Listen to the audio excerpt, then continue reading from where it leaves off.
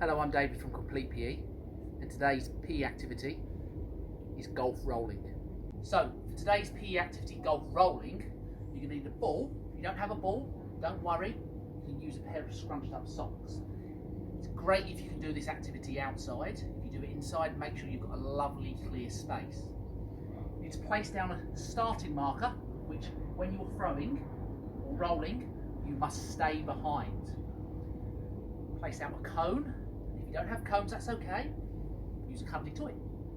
But you need to roll the ball or socks towards.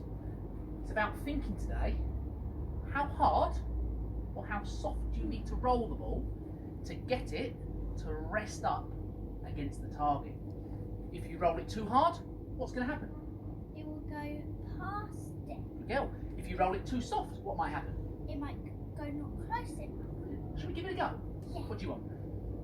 Okay, well, we're going to go to start off with to the cone that's furthest away. Think about when you're rolling, how you step forward, aim, and roll the ball on the floor.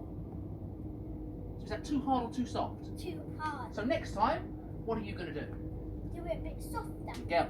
Okay, let's see if I can have a go.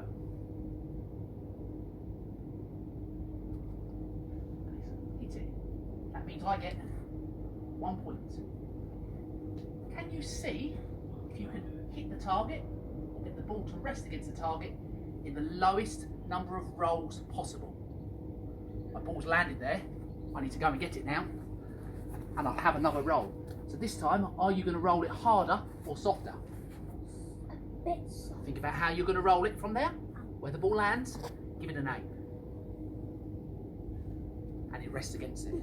That's fantastic. Give it a go.